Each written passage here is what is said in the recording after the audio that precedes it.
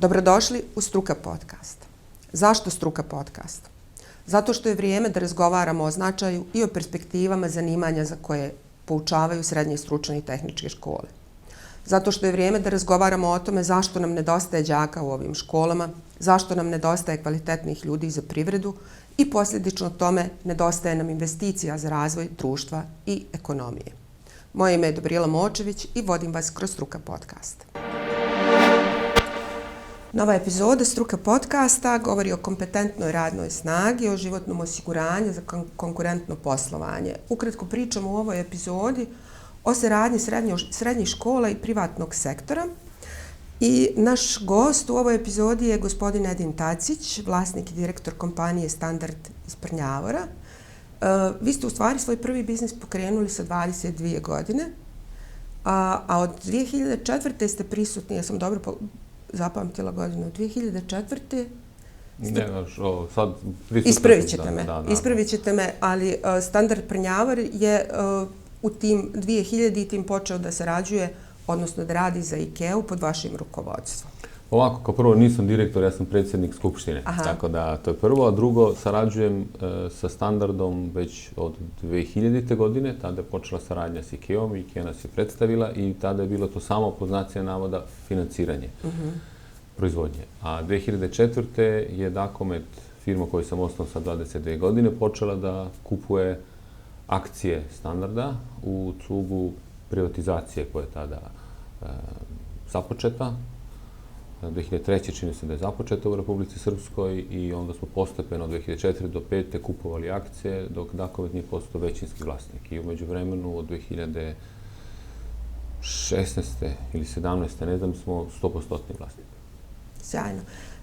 Saradnja sa IKEA-om je sigurno zahtjevna u svim sferama, uključujući i tehnologiju i kvalitetnu ljudsku snagu koja radi kod vas. Prepoznajem negdje da je to osnovni motiv koji vas vodi i da se ovoliko bavite temom dualno organizovanog srednjeg stručnog obrazovanja. Hajde samo malo da razjasnimo gdje je taj interes privatnih kompanija, konkretno Standarda, da se bavi ovom temom. Pa možda ću ovako da počnem. Znači, mi se bavimo proizvodnjom namještaja. Međutim, ja u suštini se ne razumem u proizvodnju namještaja. I uopšte kad sam došao, ja nisam imao pojma. Ja sam ih jako dobro poznavao kao kupac. Ja sam kupovao, pogotovo dok nisam zarađivao mnogo para, kao student sam kupovao namještaj i kasnije sam nastavio da kupujem njihov namještaj. I moje, pored financiranja i financije u čemu se malo razumem, ja sam pokušao što više toga što sam naučio u Švajcarskoj, pošto sam odrastao u Švajcarskoj, da primenim u dizanju fabrike, u razvijanju fabrike. I tako da sam ja već 2006. ili 2007. Poslao dopis srednjoj školi u Prnjavoru i zamolio sam im da prvi put posle 1992. godine bude opet jedan razred stolara. Tako da to je za mene jako već prisutna tema već 15 i više godina, ali zbog toga što ja znam šta je dualno obrazovanje u Švajcarskoj, Nemačkoj, Austriji, pogotovo u Švajcarskoj, a to je u suštini jedan od glavnih uzroka švajcarskog uspeha švajcarske privrede i švajcarskog društva. I zato je ta ideja već jako dugo prisutna kod mene.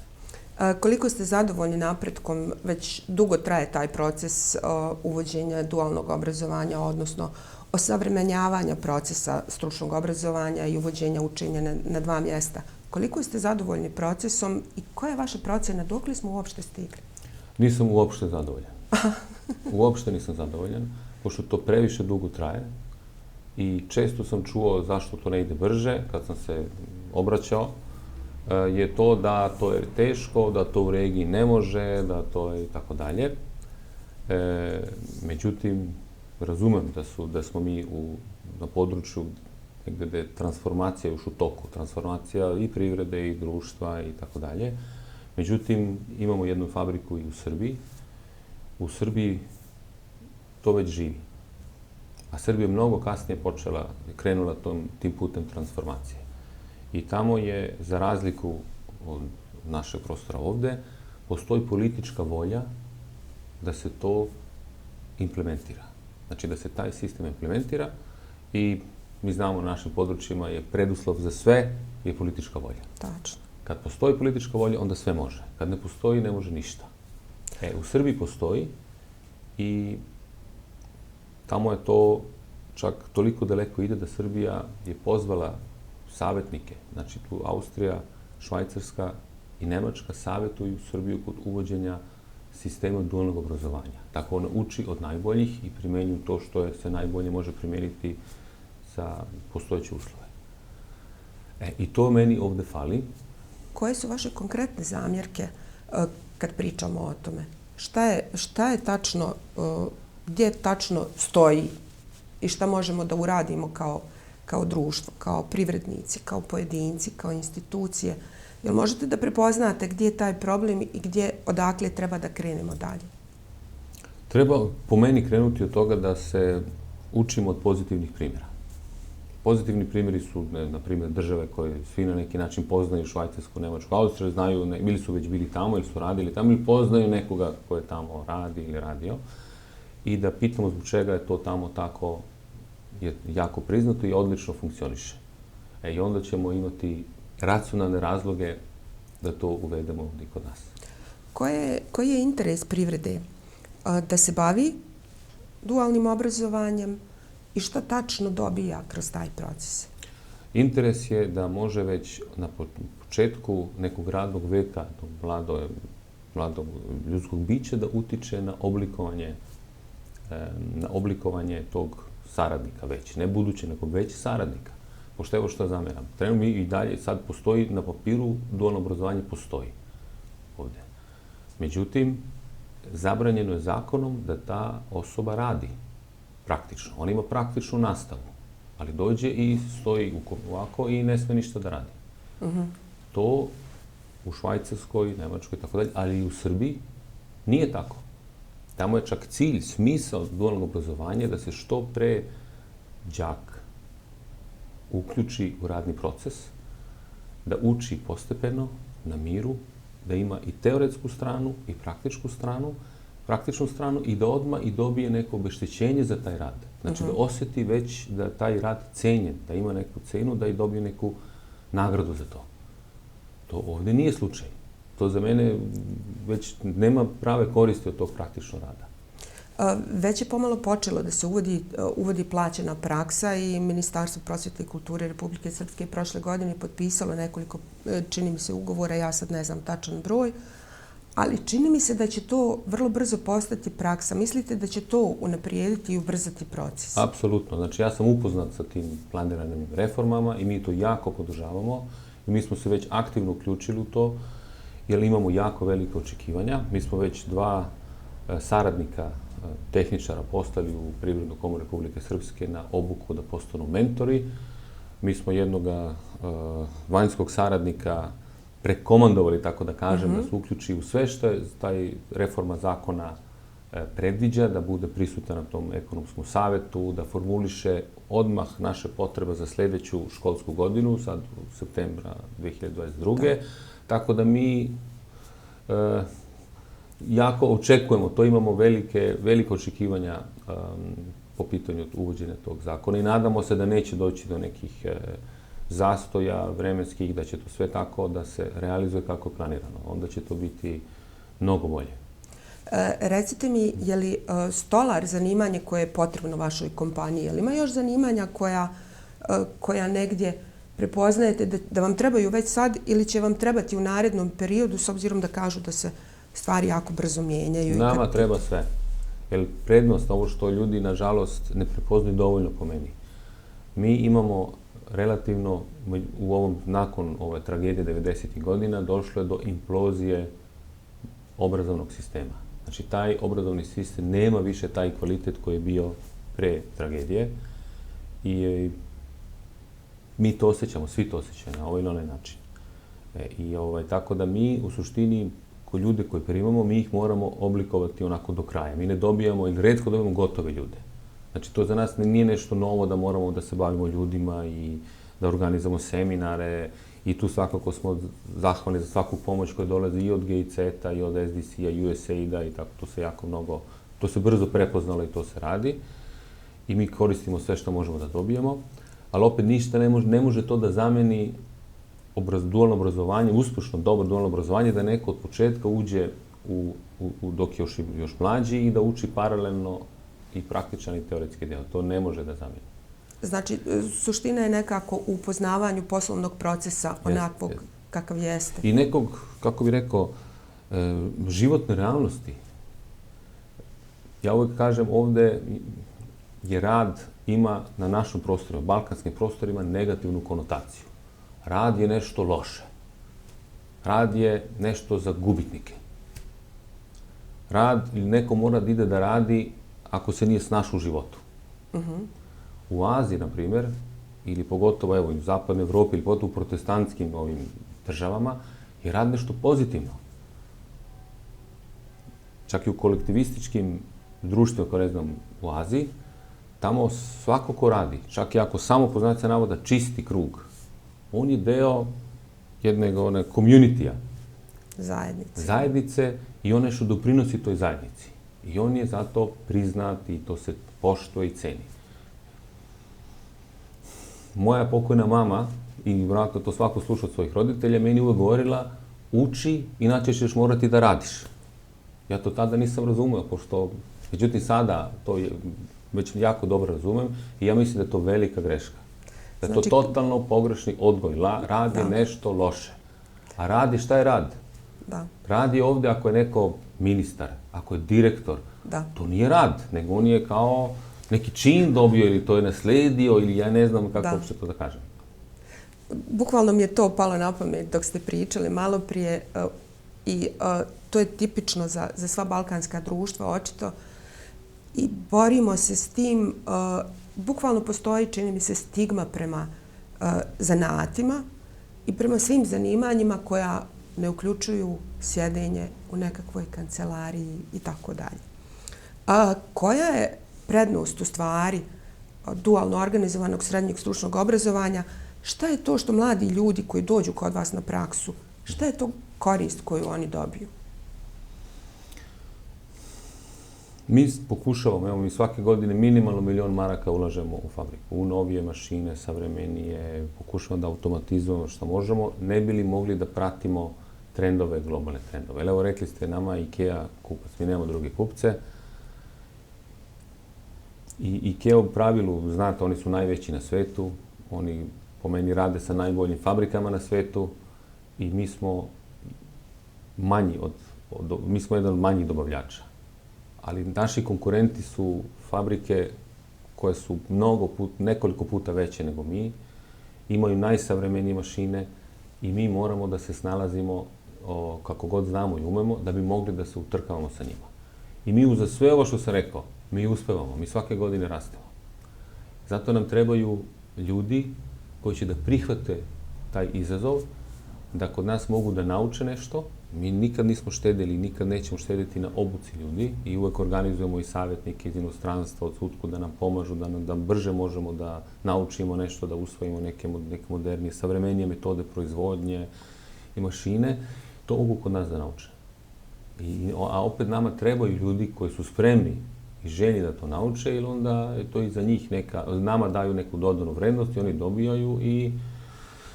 dobiju bolju platu kroz to i nadamo se neće imati motivacije da napuštaju regiju i da idu u Nemačku, Austriju i tako dalje. Ključna stvar, kako da zadržimo te mlade ljude i kako uopšte da ih motivišemo da upisuju ta zanimanja. Koliko uspijevate u tome da kroz ove vaše aktivnosti, kroz saradnju sa srednjom školom u Prnjavoru, koliko uspijevate vi da utičete na to i da privučete mlade ljude, da roditelji podržavaju te njihove odluke? Ključno su roditelji, tačno ste rekli. Roditelji u suštini utiču najviše. Evo, mi još nismo se pravo trudili u Prnjavoru, jer po meni još ne postoji adekvatan legal framework, ne znam, setup. Zakonski okvir, taj tek sada, evo, pričali smo o tome, je u izradi, odnosno izrađen i sad je u realizaciji. Znači, kad taj bude postojao, mi ćemo raditi nešto što smo već u Srbiji uradili prošle godine. Mi smo aktivno reklamirali sebe ne bi li i navodno u saradnji sa srednjom školom i sa opštinom, da oni potvrde da smo mi normalna firma, da poštujemo zakone, da plaćamo na vreme, da su nam plate tržišne i tako, da bi privukli mlade ljude da dođu kod nas na dualno obrazovanje. I uspeli smo, mislim, 7-8 smo uspeli da zainteresujemo, pošto evo da budemo isto iskreni, znači drvo prerada, zato kod nas nije drvo prerada, ali ako drvo, to ne uživa neki veliki ugled. Nego to je nešto onako jedan stepen iznad poljoprivrede. I opet to još više rada, još mukotrpnije i tako da to nema ne zna kakav imidž, ali kod nas su, rade i evo sad su već pola godine i super ide. Super. Sad ste mi prosto malo pojasnili u čemu je problem. Sva ta zanimanja koja su deficitarna, sa kojima se i vi bavite, u stvari ne samo da nemaju dobru reputaciju, nego nekako niko nema pojma šta ona znači i kakva je perspektiva sa tim zanimanjima. Da li mislite da bi neki zajednički napor svih aktera, svih zainteresovanih na približavanju perspektiva tih zanimanja mogao da pomogne? Ja i dalje insistiram na tome i drago mi je što se slažemo oko toga. Ne odlučuju samo djeca, roditelji imaju veliki utjecaj. Ja svakako mislim da treba ljudima približiti realnost.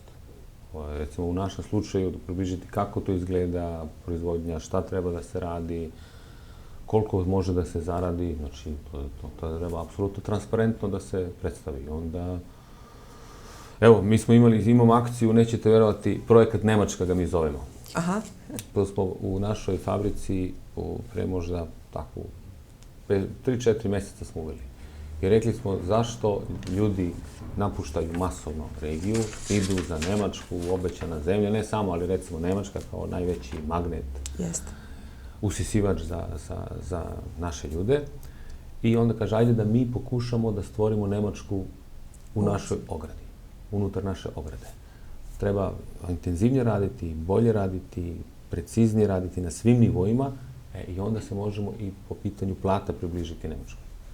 Tako da evo, uspevamo u tome. Mislim, svakako i Nemačka nije preko noći nastala, nego to je trebalo i to je proces i mi smo sad u tom procesu. I apsolutno smo uspjeli da dignemo i plate, pogotovo, i to smo sad za ovim trenutak limitirali na ljude u proizvodnji, kojima je najzahtevniji, naravno. Da. Je li imate još neke sisteme kroz koje stimulišete i vaše zaposlenike i potencijalne zaposlenike? Edukacije. Edukacija, to je ključno. Jer tu je nešto što fali. Mi ne dobijamo, kao što sam rekao, gotove ljude, međutim ni u Švajcarskoj i Nemačkoj nisu ljudi koji izađu u škole gotovi. Ali zato je dobra dualno obrazovanje da oni imaju jednu i drugu istovremeno. I oni dobijaju iz godine u godinu više odgovornosti, neke kompleksnije operacije rade i veću platu. Tako na kraju, kad oni završe i kad dobiju diplomu, oni odmah zarađuju punu platu.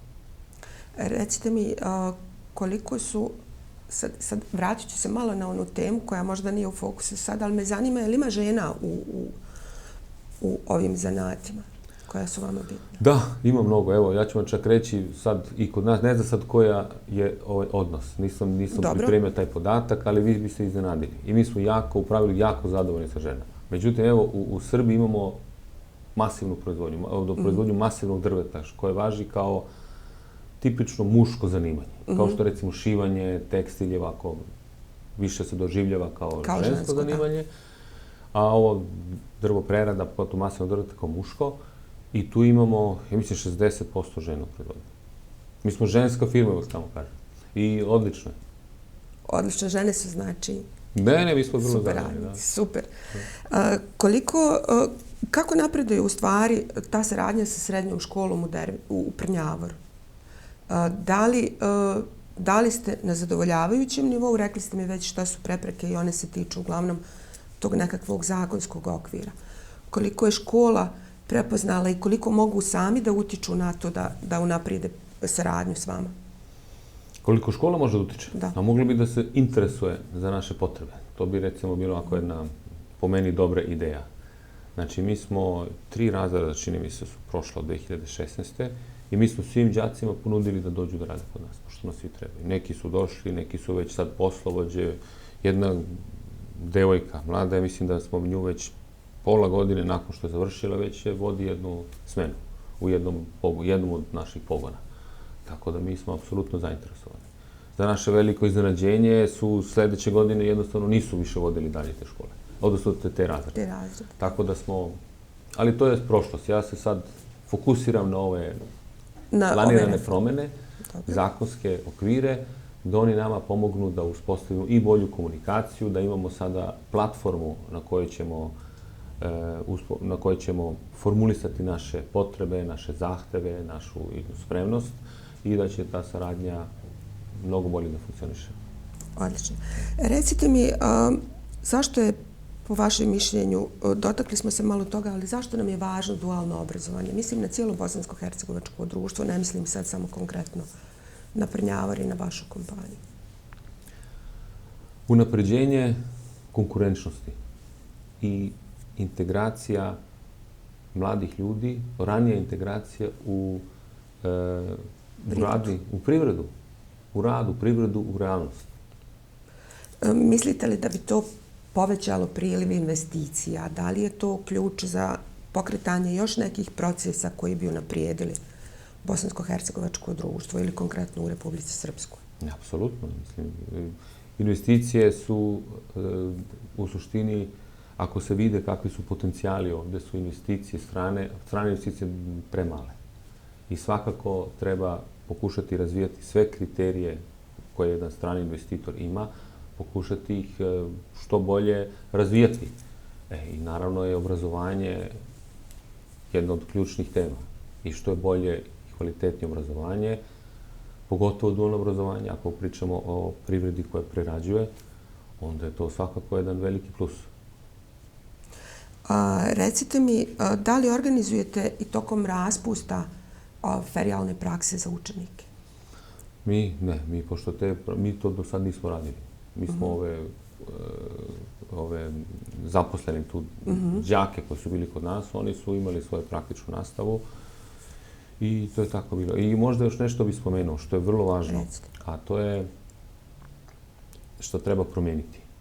Treba promeniti, odnosno prihvatiti da mehanizam razmene informacija u uspešnim privredama koji imaju dualno obrazovanje, ali Nemačka, Švajcarska, Austrija, na primjer, tu idu inovacije iz prakse prema sistemu obrazovanja. Znači, tamo firme koje su kroz svoje udruženja, komore, one govore školama šta treba da se uči, kako ispiti trebaju da izgledaju, šta jedno svedočanstvo treba o čemu da svedoči, znači u kojim znanjima. Ovde i dalje često je mišljenje mi, obrazovni sistem, mi sve znamo i mi kažemo šta treba da se uči. Znači, taj put informacija bi u stvari trebalo da ide iz privrede prema... Da, pošto inovacije dolaze iz realnog sektora. Da. Tu se nešto novo stvara, tu se dešava inovacije i one onda tek, naravno u saradnji i tako. Evo recimo udžbenici. U Švajcarskoj su mi rekli da u dualnom obrazovanju svakih 5 godina se menju udžbenici, aktualizuju se. Pogotovo s razvojem tehnologija, uvođenjem digitalnih... Naravno. To su sve stvari gde mi ovde kod nas trebamo da promenimo način funkcionalnosti, da prvo da prihvatimo da je to tako i onda da promenimo način razmišljanja i delovanja. Koliko komore i udruženja pomažu u tom protoku informacija? Da li uspijevate da pomirite stvari kroz saradnju s njima? Pa evo, najbolji znak i potvrda za ovo što ste rekli, da Unija udruženja poslodavaca je ona bila vrlo aktivno uključena u izradu novog sistema, tako da kažem. To je zakon je jedan od, na kraju dolazi zakon, ali sistema. To je jako ohrabrujuće. Odlično. Hvala vam puno, gospodine Daciću, na gostovanju u Struka podcastu. Nadam se da će nas gledati i djeca i roditelji, ali i predstavnici institucija koji bi trebalo da prihvate ove inpute koje ste davali. Hvala puno. Hvala za pozornost.